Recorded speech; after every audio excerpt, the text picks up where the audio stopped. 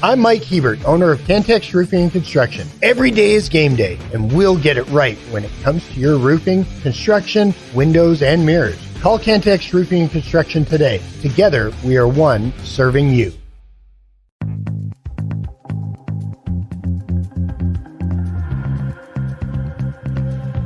The podcast that finishes your workday in a very Red Raider way. This is the Tech Talk Podcast from Double T 97.3, presented by Cantex Roofing and Construction. Hi there, how you going? It's Tech Talk on Double T 97.3 and Double T 97.3.com with Dr. Mike Gusterson. I'm Aaron Dickens. We're joining you today until 6 o'clock. We'll have Thursday Night Football for you beginning at 6:30 on 100.7 The Score. Chargers at the Raiders. Would love to hear your thoughts and your comments on the Yates Flooring Center chat line, Double T 97.3.com. You can also access that through the Double T 97.3 mobile app presented by Happy State Bank. Red Raiders got a win last night. Yeah, Lady Raiders got one this afternoon. That's right. Good little 24 hours there. Maybe, 18 hours. Yeah, that was good stuff. And the game last night was interesting in that, it felt like, and Coach McCaslin talked about this. We may even have some audio, but I didn't hear. Or I guess what I heard was the post game radio interview that he talked about how Kerwin and those guys help spread the floor and create some offensive opportunities, but the defense is still the challenge. And but it was a day where they dominated on the offensive rebound category. I wouldn't necessarily consider that a strength, but it was ridiculous. Yeah, 21 of their 48 rebounds were offensive boards. Awesome. Just it was good. Kerwin did good in his first start, obviously. Second game in a row in which he was, in double figures, and it seemed like active defensively, and was Coach McCaslin was complimentary of his work, and then Jennings was on the floor and involved, and he got yelled at a couple times for missing some defensive stuff and whatnot. But yeah, it's I'm sure they're not going to get anointed for that win last night, but it was there were stretches in there where they played really well. They probably limped to if you're really going to worry about something, not worry about something, but point to a problem with that game last night. It might have been like in the last 2 minutes because they were single digit turnovers, and I think we're at like 4 turnovers going into the last couple minutes of the game, and then threw it to the other team like 3 times, and Oral Roberts was rimming a couple of 3-pointers off from making that a 1-score, 3-point game. But it, all in all, nice performance. Yeah, I mean, this is not. I mean, Oral Bob is 4-5, right? Yeah. They're not This is not a quad 1 win. Nope, obviously, nope. Probably not even quad 2. I haven't checked the net rankings, but I mean, you did. Without Cambridge, right, and kind of your first showing without him, you did to Oral Roberts essentially what Kansas State and A&M did earlier in the season, right? A&M beat them by 8 points. K-State beat them by 10, but it was in overtime. That game was sent to overtime, and Tech won by 6. And so, and it could have been a bit more if you hadn't been as sloppy right down there at the end. Right. So that's good. And you know what? You also, you led the whole way, essentially. You led at the half. And that was with Pop Isaacs, 2 of 12 from the field. Yeah, Pop's best work was he had a couple really nice drives early in the ball game, hit some free throws and did some things. But, yeah, it was another night in which his shooting was way, way off, uncharacteristic. But, like I said, Kerwin and some of those other guys were filling it up in a way that, it's hard to believe, and I can't imagine the right thing here. I mean, I'm sure it's about shot selection always. Which take one pass and pump a 3 for Pop, but Pop also just going, hey, you don't shoot it for a while. I don't think that's an option either. Like if he's going to go 1 for 6, you got to ride it. Yeah. And that's not an easy thing, but Because one of these days, hopefully he goes 5 for 6 and carries you to a win. I should update something. Today's actually Wednesday. It's not Thursday. And so we'll have a Cowboys crosstalk for you at 7 on Double T 97.3. I wish that it was Thursday. It's not. Today's Wednesday. We'll also have high school fan zone at 7 on 100.7 The Score. Yeah, that Chargers game, I'm looking over there at it. My quarterback lost for the season there for the South Lubbock Seamen are quarterbackless. And so, so the Seamen had to, I think I flipped it to Russell Wilson, and away we go, headed into the playoffs with a quarterback with on the IR and done for the year. That's unfortunate. Well, there's never a great time for a quarterback injury. I mean, yeah, you and I, of all people, we've dealt with this, right? Next man up. That's what I say. I've already given my fantasy team a good stern talking to, told them about the importance of this quarterfinal game ahead. Here we go. Go Seaman. A little undermanned, though. Yeah, absolutely. My man Jefferson, my first overall draft pick, gets a shot to the chest, and he goes out the other day. Get 2 points out of him, 2 points out of Herbert. And still slugging at the end of the day. Yeah, here we go. Playoff time, big boy. And you know what? Folks have been relegated. I know you appreciate the relegation stuff. I do appreciate about the our relegation league stuff. Yeah. 100%. Two folks have received notice. Formal ceremonies to take place in April, but relegation. So there is like a ceremony. Yeah. It usually involves humiliation. Are there like robes and stuff? No, probably a lot of that. You remember that big plastic bottle of tequila that I told you about that we drink you buy for like $10? Yeah, you get to partake of that thing. Losers get to deal with that headache the next morning. The literal throbbing headache that comes from awful tequila. Which of these buttons actually turns this damn thing on? I got it. All right, there we go. Because there's high school state championships going on right now. Yeah, we got live sports. We get this in the Flooring Center chat line from Tyler. Gus, Tyler Seaman, by the way.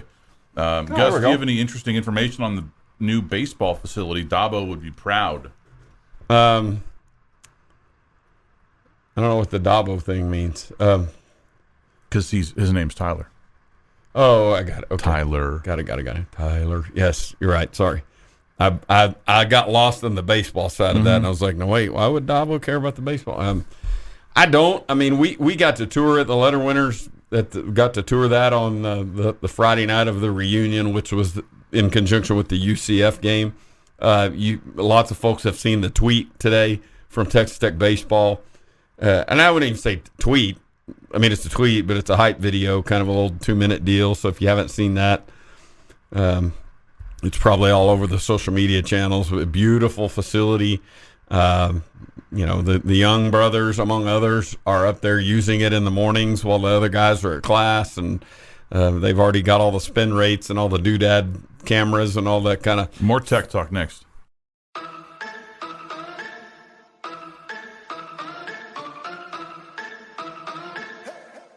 The podcast that finishes your workday in a very Red Raider way.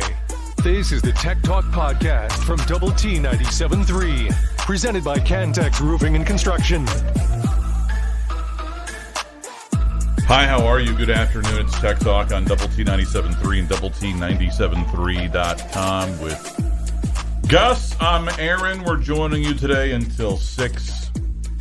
Would love to hear your thoughts and comments on the Yates Flooring Center chat line. You can access that at Double T 97.3.com. This on the chat line. Your fantasy team name is Seaman. Wow, Gus, laughing emoji. Like naval seaman. SEAMNEN.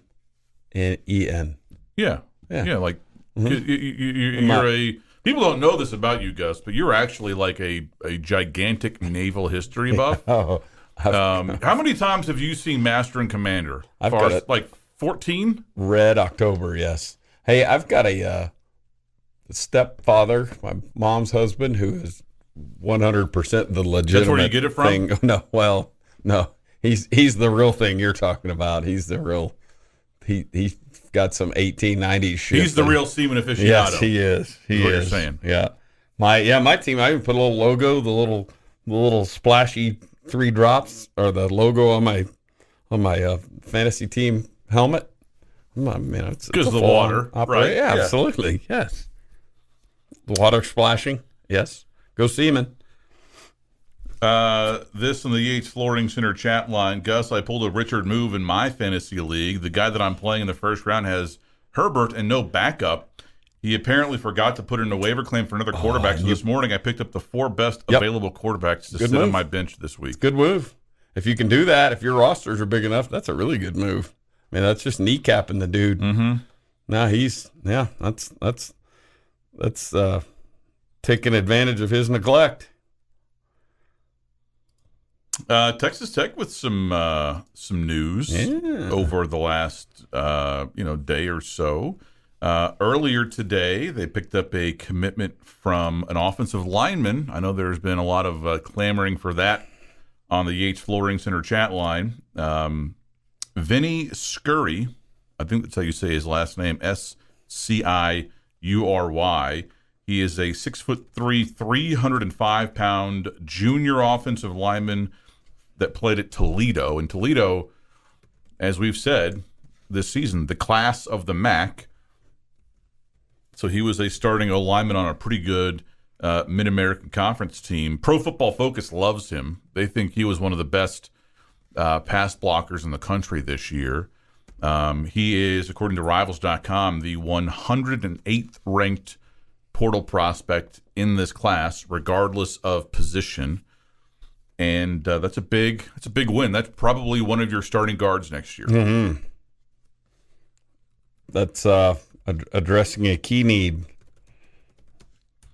And then you also snagged a receiver from Florida, Caleb Douglas, who committed this afternoon as well. Yeah, 21 catches over the last 2 years for 383 and a couple of touchdowns. Described as extremely athletic. I'm sorry I may not be right about the touchdowns, but 21 for 283. I do like the extremely athletic part. Yeah, so he's from Texas. I mean, he's from Missouri City, which is in the Houston area, went to Hightower High School. And he played, I think, 8 games as a true freshman. And then this past season, he was expected to kind of be kind of a centerpiece of the offense, or at least have a much more significant involved role. And he started the first 5 games, but then he suffered an injury that ended his season. So the stats are not going to blow you away. If he's healthy, I think he can help you. I don't know that this is your leading receiver next year, but you have someone that's coming back to Texas, right? Yep. You have someone with multiple years of eligibility left, and this is a piece that will help you this year and next year and maybe even the year after that.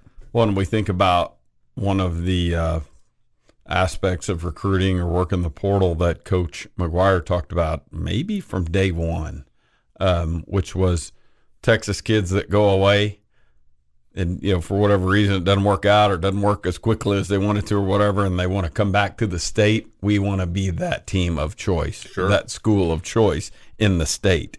And this is a good example of that. And back to the offensive lineman, too. People might kind of roll their eyes at Toledo. He chose Tech over a group of finalists that also included Ole Miss and Auburn. So, you beat out 2 SEC programs for him. You beat out, more specifically, Lane Kiffin and Hugh Freeze for this prospect. So this was someone that was coveted. Not a guarantee that he's going to, be a great player for you. But I would not get too caught up in where he came from, because as he is right now, he was wanted by 2 SEC programs. That is always a nice sign. This on the Yates Flooring Center chat line from Tyler. You have 3 drops of what on your helmet, Gus? Well, it's just the splashing of the sea. This on the chat line. Did y'all mention Josh Kelly? We have not mentioned Josh Kelly yet. That's the Washington State receiver that's in the portal, and I think is visiting Tech. The FTF is being demolished today. Oh, really? How about that? Yeah, there's a video that Tech posted on the socials earlier today, and they had a big old wrecking ball or a big old claw. Yeah, what claw? It's not a claw machine. That's the that's very helpful. But what's it called? This thing right here, where you go like that, and then you. It's not a bulldozer. Yeah, right. It's close enough. It's not a piece of heavy equipment. Just chomping into the side of the building. It is amazing to see. Of course, that aggressive timeline is underway. When you think about, hey, see all of that stuff over there? Got to be done by Labor Day. Excavator. There you go. Yeah. They've got a plan for that. And, it involved a pretty aggressive schedule of moving stuff out. I bet those guys are, after that UCF game, I bet the equipment people and just all of those folks. Because think about it. You had one group of coaches going up into the suites on the west side for a few months. So their crap had to go up there. And then the equipment folks and the football people and probably all of that have to go. Weight room equipment stuff had to be probably hauled off to a warehouse or something. I mean, can you imagine? I groused around a couple Sundays ago about driving to Midland and getting my daughter's stuff out of a single bedroom. Like the dresser and the little thing, and in the bed, and the amount of crap that they had to move over either into the permanent or to the visitors locker room this year, which is our football facility for the next 8 months, to the west side of the stadium, or probably to offsite storage for the time being. Massive project, and they're getting after it, and can't wait to see that finished product, man. Like how they have those destruction rooms where you can go in and break stuff. Like you pay a fee, you can just break a whole bunch of crap. Mm-hmm. They should have that, but for construction equipment. Mm-hmm. Like, hey, go drive this excavator.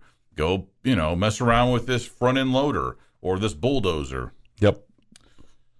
It's $1 million idea for somebody. There you go. More tech talk next. The podcast put together with Red Raider fans in mind. This is the Tech Talk Podcast from Double T 97.3, presented by Cantex Roofing and Construction. Hi, how are you? Good afternoon. It's Tech Talk on Double T 97.3 and Double T 97.3.com with Gus. I'm Aaron. We're joining you today until 6 o'clock. We'll have the Dallas Cowboys Crosstalk program on at 7 for you here on Double T 97.3. Are you familiar with Tyler Johnson, Gus? He is he was in the portal. He committed to Colorado. He's an offensive lineman from the University of Houston. Okay. And I find this interesting. The Buffaloes are slated to play in Lubbock next year, which means that Tyler Johnson will have played in Lubbock 3 consecutive years. Yeah, it's hard to do. Hard to. I mean, that guy. I hope he likes fried cheese and stuff, because otherwise, it's hard to do that in college. End up.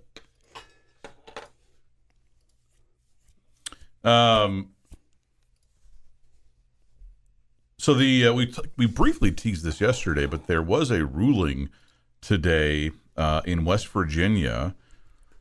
A U.S. District Judge, John Preston Bailey, issued an order, a 14-day temporary restraining order against the NCAA that prevents the NCAA from enforcing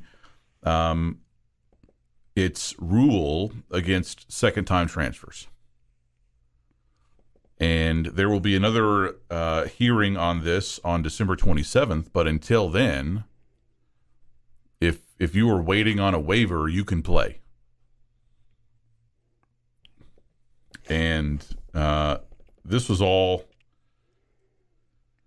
largely the result of West Virginia's basketball member, Raekwon Battle. He transferred this season from Montana State after previously playing at Washington. And the Mountaineers have been waiting for a waiver for Battle. They were growing frustrated. And so the Attorney General of West Virginia, who apparently has something better to do, found 6 other states to file a lawsuit. And while I'm not sitting here, Gus, mad that Raekwon Battle and other players like him will get to play, that's fine. I mean, it doesn't matter to me one bit. Right.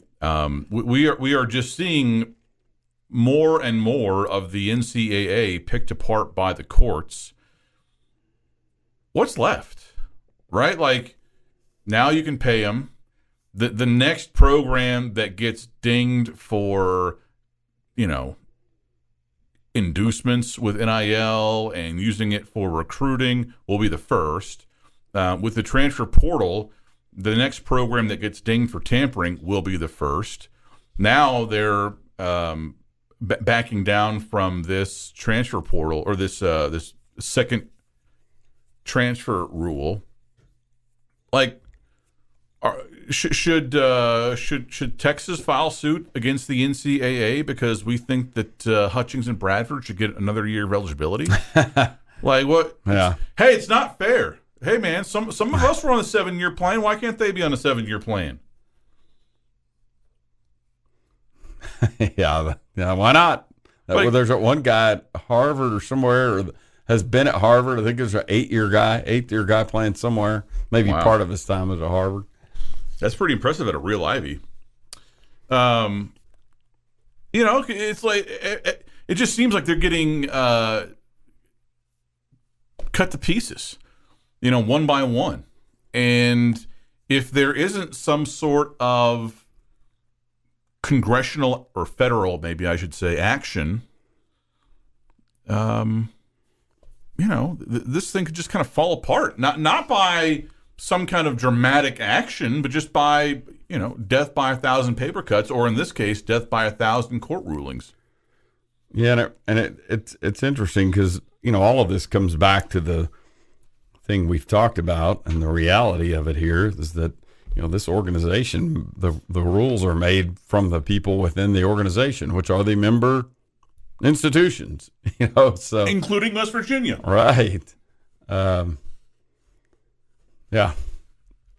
So like within their own organization, the settlement process isn't really agreed upon. And with regard to the second transfer rule, the second transfer thing, that the loophole there has been some sort of mental anguish or whatever, which can be loosely defined give me a as bleep and break. a coaching change or something. And like the classic example of that is Jalen Tyson, from Texas to here, still just a year or two into his eligibility, coaching change last year, and here Coach Adams out, and he portals to Cal and was initially denied. Maybe 3 weeks later was let in. I think, through the language associated with the coaching change and all the angst surrounding that and all whatever, they let him in, and or let him play. And so it's it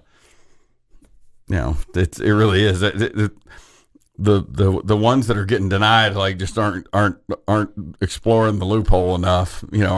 Aren't playing it, because you can claim some mental anguish on just about everything. What's is someone to sue now because they want to be able to transfer teams during the season? Yeah. Or what about eligibility? Like, there's just, this is a cheap pop for any state politician, right? Like, didn't the governor of Florida or some sort of Florida government officials, they're saber rattling about the college football playoff in Florida State. This happened in West Virginia because a player for the Mountaineers wasn't able to play. You had, the Tennessee Attorney General, making some noise about some Tennessee sanctions that didn't end up coming down. There was thought to be some stuff like that in Virginia for James Madison about bowl eligibility, but they ended up losing a game, and so they kind of lost some steam. It just seems like didn't the North Carolina governor get involved in the receiver? Yeah. Wasn't that something we talked about? That was months ago, so I've kind of forgotten. Yeah. You're right. And so, no matter what party we're talking about here, this is a cheap pop for those politicians. It's nothing for them. What the hell was that? Clint. Jeez. Clint ran into the wall. Don't worry, we're just doing a radio show over here. There. It's nothing for them to send a letter or file some idiotic lawsuit, and then somehow let the press know that they're out there looking for they've got the back of old State U over there. Yeah, I mean, you've got all kinds of problems in West Virginia, but by God, let's move Raekwon Battle to the front of the line.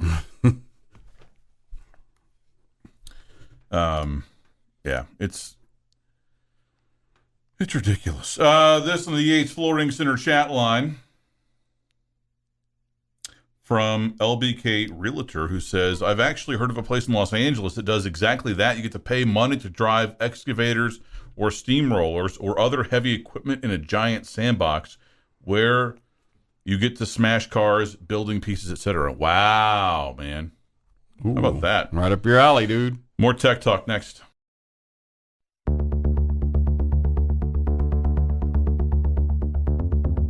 The podcast put together with Red Raider fans in mind. This is the Tech Talk Podcast from Double T 97.3, presented by Cantex Roofing and Construction. Hi, how are you? Good afternoon. It's Tech Talk on Double T 97.3 and Double T 97.3.com. Gus, I'm Aaron. We're joining you today until 6 o'clock. We'd love to hear what you have to say on the Yates Flooring Center chat line at Double T 97.3.com. Somebody asked this, is it National Signing Day next Wednesday? Yes. That is the start of the early signing period next Wednesday. That has, over the last few years, emerged as the de facto signing day. There will still be some prospects that sign late in February, but this is essentially the day where 85 to 95% of all, Power 5 prospects at least will sign their letters of intent. We're expecting Micah Hudson, for example, to sign a week from today. So yes, that is happening. And at that point, we're talking about when we say sign, we mean the actual paper that gets sent in. They do that now. We don't have the webcam sitting on the fax machine anymore. Is that you think they use the I don't know what the process is now. The little electric sign things, or maybe they can take a photo of it and text it in, or get an email or something in. Yeah, I mean, because and a PDF or whatever. Because I'm sure that there would be some kind of electronic system that would be way more convenient for both parties, but those don't really lend themselves to like dramatic ceremonies, right? Like it's one thing to sit down and like sign something with a flourish, Sure. Grab the pen. There's some suspense. It's another thing to just like, okay, beep, we're done here. That's right. Sit there and type in your name.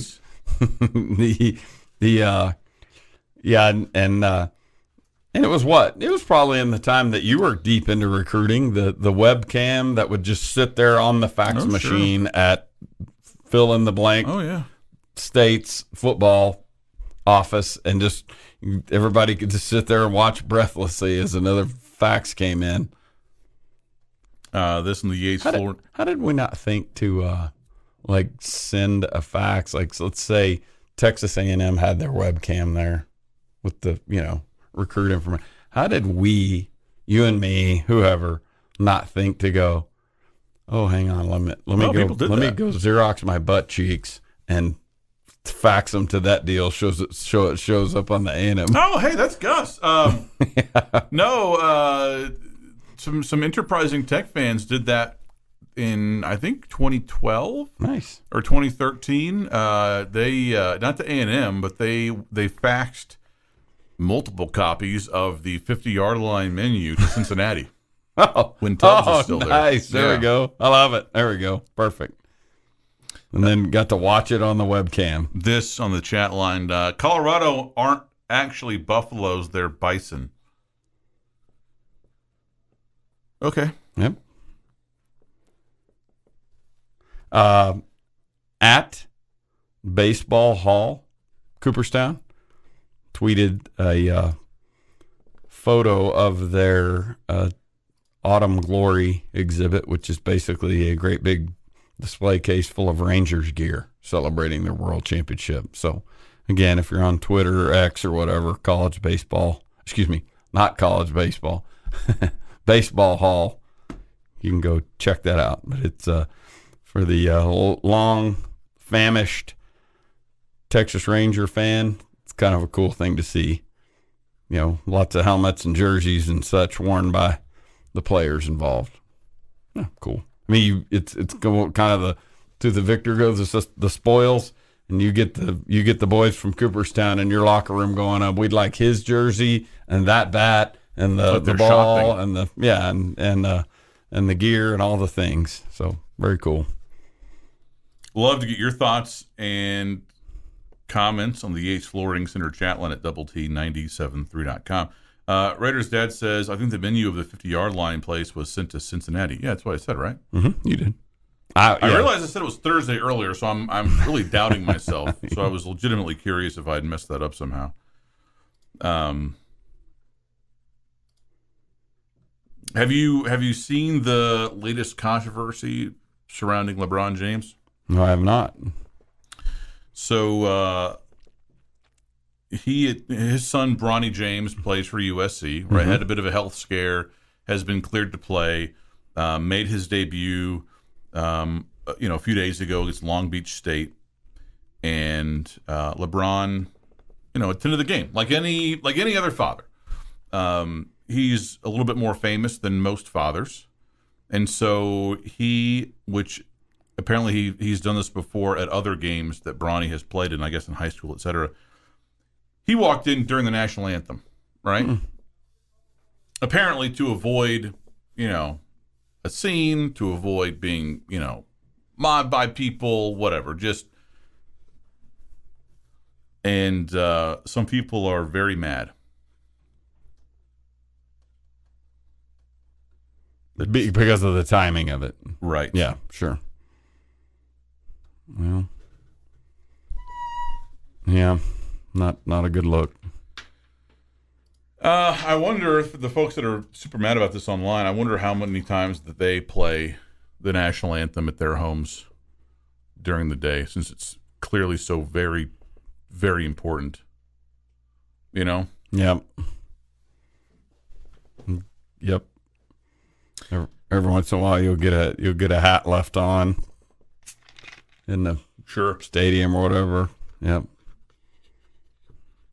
Because if the rule is, hey, if it's playing, you can't move, right?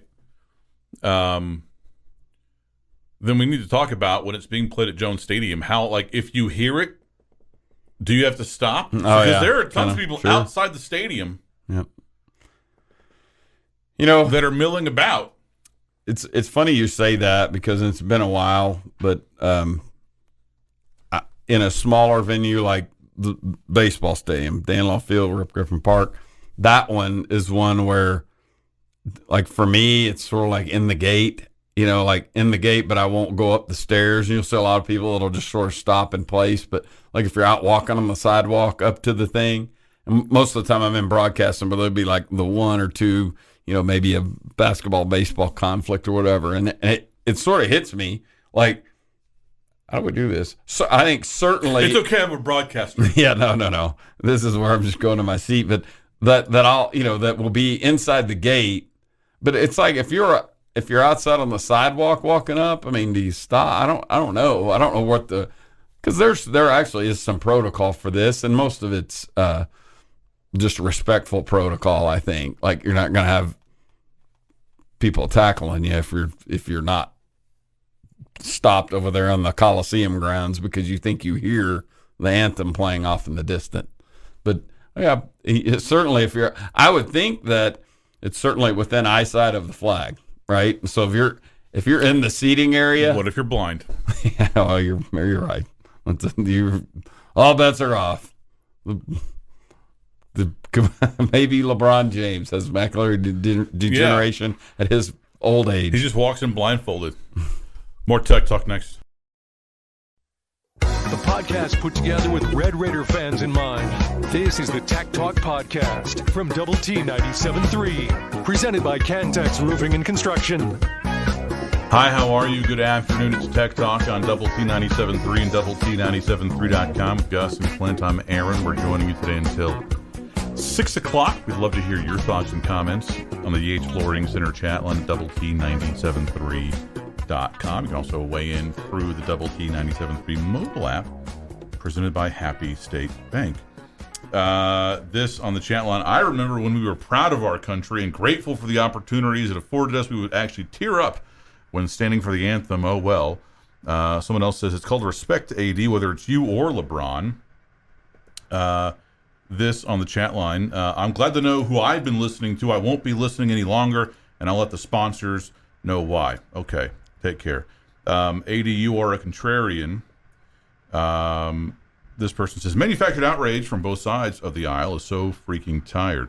Yeah, it's like LeBron James. I could probably say this definitively. LeBron James has stood for the national anthem and listened to it more than anybody else out there listening right now. Not even close. Yeah. Not even close. He has lapped every single one of us 6 times over, at least. Oh, my gosh, yes. This on the Yates Flooring Center chat line. Do the vendors freeze mid-pour or cheese draw? Oh, and the camera people, right? The people that are doing the TV stuff, they don't stop moving. This on the Yates Flooring Center chat line.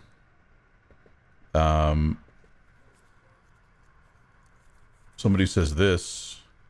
I am proud of the Texas Tech College of Agriculture. All class and winners. Hate to say this, but much of the student body sucks. Stars, bunch, and tortilla throwers. Average Tech student even looks different now from class of 1970 here. This in the chat line. Oh, come on, AD. LeBron doesn't need you to take up for him. Good grief. Yes, he's a better American than all of us. I didn't say he's a better American. I mean, he's paid more in taxes. He's put more kids through school. And if we're having an anthem contest, he's listened to it more often than all of us. But I'm not defending him. I just think it's a really odd thing to go to the mattresses for. This in the chat line. Wait, what did I miss? Did AD and Gus finally admit to wanting to San Francisco Lubbock? Clint, are you driving to Shreveport? I am. They said you could use your own vehicle or you could do a dog sled. I didn't think it would snow in time for the dog sled, nor would I be good at that, so I chose driving. Are you going solo? No, my wife's actually going. Okay. Yeah. But no one else from the company. Not with me. One, Josh Foppel may be riding back with me, so. You gonna make him drive? Oh, yeah, absolutely. Do you trust him to drive? Yeah, we'll see. We'll find out. I'm just kidding. I bet he's a safe driver. I've never been in a vehicle with him, but he seems like a very responsible individual. So, could be proven wrong. I don't know. Could be screaming in the back the whole time. Doing the classic, like, hanging on to the little thing that pulls down above the door that I still don't understand what it's there for, but. This in the Yates Flooring Center chat line from LBK Realtor 23. AD, do you need help selling your home as you're actively being run out of town? No, I'll be fine. The great thing about this is, like most idiotic, dumbass outrage of the day, this will be forgotten about in 36 to 48 hours. I don't have a theme written for that yet. But yeah. So Bobby Hot Dog says LeBron is a church sandwich. This on the chat line. It's the brown eye. I don't believe LeBron has listened to the national anthem more than me or any other military personnel. So I don't like, is that an everyday thing for you in the military? I'm genuinely asking. I don't know. I wouldn't know. LeBron James has played in 1,444 regular season games. He has played in 19 All-Star games, and then who knows how many playoff games. Probably some preseason plus stuff in there. Olympics, plus high school, plus preseason. It's a lot. This on the Yates Flooring Center chat line from Justin. Are you being run out of town for dissing on mashed potatoes? No. The mashed potatoes, more often than not, on an average per plate basis, waste of space. We're about to run you out of town. Okay. The mashed potato crowd is a proud people, and we will not take this slander. We don't run very fast, but we will run you out of town. Breathing heavy the entire time. The mashed potato will often serves as a nice mortar, I guess, for some of the ingredients. If you're of the type that might you're not as concerned about foods touching each other. You know, that mashed potato you get some green beans stuck in there or whatever, and it's kind of a nice mortar, nice grout. Yeah, it's like a solvent for other Sure. foods. Man, yeah. Absolutely. That doesn't make you want mashed potatoes. But like, do you go to restaurants and ask for mashed potatoes? If they have good ones. Well, no, wait a minute. How do you know? Yeah. Like, can you tell by looking at the menu? That's these like are good saying, "Hey, mashed Josh, potatoes." are you a good driver?" What Oh, I okay. do- Here's the keys to my car. Okay, Like, so- pardon me, waiter. Are your mashed potatoes good? Oh, wow, you said yes. What a surprise! I'll order some. No, so what I do is, one, I am a pro at Do you ask for a scanning sample? every I was single gonna say, person's plate. Can I have a spoonful of your mashed No, potatoes? you go, please? can I have a table at the back, please? And then that gives you all come of the plates you want Stop. that you walk by to just scan don't everyone's do any of food. that. And then you Stop. sit down and then you go, hey, are there skins in your mashed potatoes? And as soon as they say yes, you say, how are you still open? Why are you not closed down yet? And then when they say and the no, waiter's like, "Sir, I just work here. I mean, I don't." what is this? What would you pair with this thing of mashed potatoes? What wine? Is this buttermilk that I'm Yeah. tasting? Oh, Hawaiian I'm salt. getting notes of week-old bacon grease. LBK Gilder 23 says the mashed potato crowd is pretty passionate. I'll just send you my card. Justin says I'll turn you into giblet gravy if you keep that trash talk up. I watched an episode of like the OG Iron Chef yesterday while doing some work. Okay. That's the end of the story. The end. More tech talk next.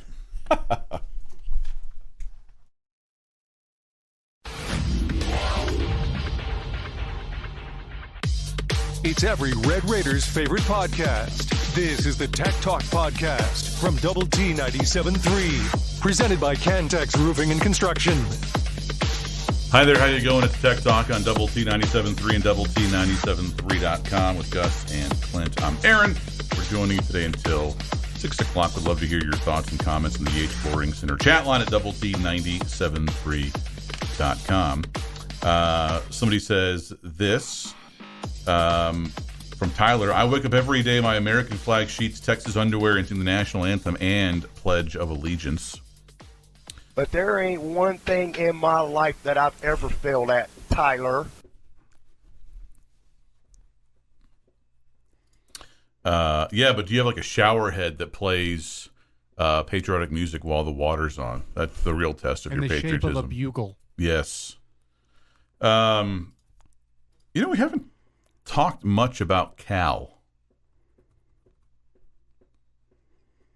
Because those two teams play in like a little bit over 72 hours. Yeah, and the Red Raiders are on the ground in Shreveport as we speak in the hotel, all checking in and getting settled. Yeah, I had a friend of mine attended Cal, back in the 70s, and he texted me, by the way, our teams are playing this week, and he goes, you going to give me some extra points, because bunch of my team is in the portal. I was like, absolutely not. I think both teams have the same number Yeah, of players. exactly. That was my point to him. I said, which is interesting because I thought, well, that's probably our own perception of this, right? That we're getting crushed by the portal, like, hey, everybody's dealing with that kind of stuff. Tech is a 3-point favorite. That has held pretty steady.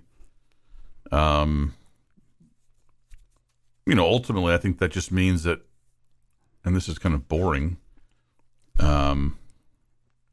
but whatever team is most excited to play, right, most disciplined, and plays the cleanest game will probably win. I don't know that, either team has a distinct talent advantage over the other. Maybe Tech has a bit of an advantage because Cal's offensive coordinator is gone, right? And so you would think that would throw them into some sort of, At least cause a bit of an issue. New voices and yeah, sure. But they got a good running back. They've got good players. Yep, their offense seems to be really focused, and they've done the dance with some quarterbacks this year. Were their starter to go down, they would have real problems because I think their number 2 and number 3 are out. But I think we're going to go into this game probably with one quarterback that we really feel good about. I think they're in the same boat. Should we just just don't touch the quarterbacks? Put those pennies on like them, Pro Bowl rules. Yeah, put those little helmet net things on, because I think their quarterback who started the last few games for them is going to start this bowl game, and that's when they've won. And so it's not. I don't want to imply that they're playing with some subpar deal. He started the year on down the depth chart, and so it would appear that he is not only a source of excitement, but their quarterback of future, I guess, at least with the immediate future. But then they've had a couple of their quarterbacks enter the portal, and so And I don't know that they have any just like terrible losses, right? I mean, they've lost to Washington, playoff team. Mm-hmm. They lost to Oregon, would have been a playoff team if they had won a couple of weekends ago. They lost by 1 to USC, which, significantly more talented than Cal across the board. They lost at Utah. They lost to an Oregon State team that was ranked and is still ranked. And they lost by 4 at home to Auburn. Like, that's a pretty defensible schedule. It is. For Cal. It looked like they beat who they were supposed to beat and maybe lost to who you would have thought they would lose to. ESPN's Football Power Index gives Texas Tech a 59.2 chance to win this game. Okay, like that. I would take that. Mm-hmm. No Miles Cole, no Apparently, Hutchings. Tech is known for about a week that he was not going to. Probably in the bowl practices because he wouldn't have been much participating there. But I would imagine that this, we talked about that yesterday. This will be a game. It's going to be a really interesting game to watch with regard to. This is a lot of what's 2024 is going to look like. Maybe minus some interior offensive lineman or a tackle. I mean, we'll see about that. But that a lot of those defensive names are going to be dudes that'll be back next year, and we'll probably see a lot of Duda Banks and a Data Ray and that group, and that's exciting. Duda Banks might have been the thing that won you the UCF game, right? With the blocked extra point, yeah, right, and the QB sack that set up the interception right there at the end of the game. Give me some more Duda Banks. I'll take it. You know what I wonder? Hold on.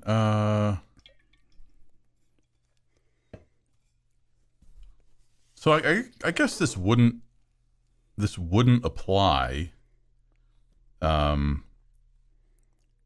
because he didn't transfer a second time, but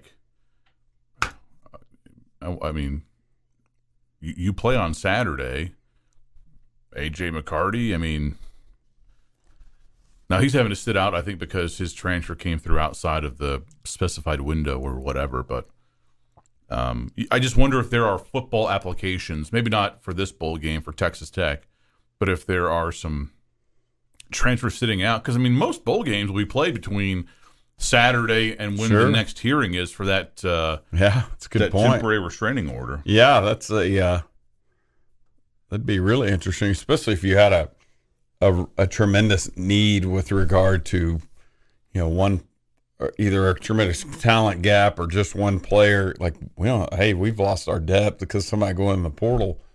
Hey, there's a loophole. Hey, get a helmet. Make sure you're in Shreveport. Get on the plane. Yeah. Of course, he might have been traveling and doing all the things anyway. But kind of interesting. We'll have the Dallas Cowboys Hour coming up at 7 o'clock on Double T 97.3. We'll have High School Fan Zone at 6 on 100.7 The Score, featuring coaches from Friendship, Cooper, and Liberty. And then tomorrow we'll have Thursday Night Football, Chargers at the Raiders. For your trip to Shreveport, how much will you make the wife drive? Probably none of it. Is she a terrible driver? No, I just really like driving. And it's going to be late, so. So you didn't see this on the radio because it's a radio program, and plus he's behind the camera anyways, but he said that she was a good driver, but he was shaking his head yes to my question if she was a terrible driver. So he was, with my, the white of my eyes showing. Yeah, wide open, like, oh my God. Yeah. No, she's a very good driver. Why were you winking? Like, you keep on saying that and then giving off visual cues. That Elbow nudges, too. Yeah. How long of a drive is that? Oh, that's 7.5 hours. It's really not bad. Come on. No, that's what roughly around Is there. it like with you peeing out the window, or what is that? Like no stops? That's averaging 125 miles per hour. No stops. I was going to push that to way closer to 8.5, 9 hours. Really? But that's, I don't know. Clint may be pedal to the metal. Be careful out there, people. Hand me the pee jug. So grab the wheel for a second. Google Maps says 7 hours, 54 minutes. Clint's is calibrated to his lead-footed behavior, apparently. This has been the Tech Talk Podcast, presented by Cantex Roofing and Construction. Check out our library of Double T 97.3 podcasts at doublet97.3.com.